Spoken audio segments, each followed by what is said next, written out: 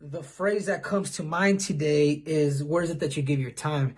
And the reason why I'm going to say, where is it that you give your time? Because it doesn't matter if you're a YouTuber. Yes, I'm talking about that sleazy, sorry ass Jake Paul, but at the same time, you got to give credit where credit is due.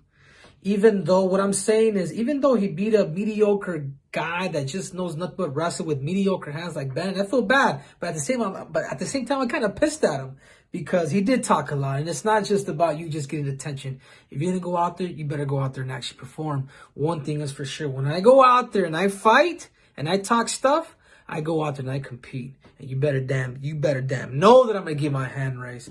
Anyhow, getting back to Jake Paul, if you dedicate your craft or whatever you're doing, even if you're a YouTuber, but keep in mind too, the kid comes from a wrestling background. So he's a wrestler that became famous off of YouTube, but in reality, he's still a wrestler. And what wrestling teaches you is just completely different, man. So anyhow, if you dedicate your time to the certain craft or something, especially being a wrestler, you can beat a mediocre guy with mediocre hands like Ben Askren.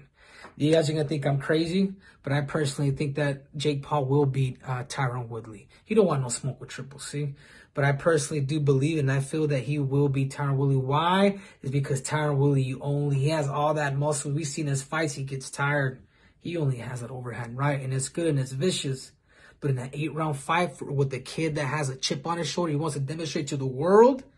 I'm sorry, guys. You guys are going to hate me. But I know, I boxed amateur. Daniel Cormier can't say he fought amateur boxing. A lot of these guys cannot say, I've been and I've done that. If the guy is dedicating his time, he will beat the average guys with average hands in the UFC.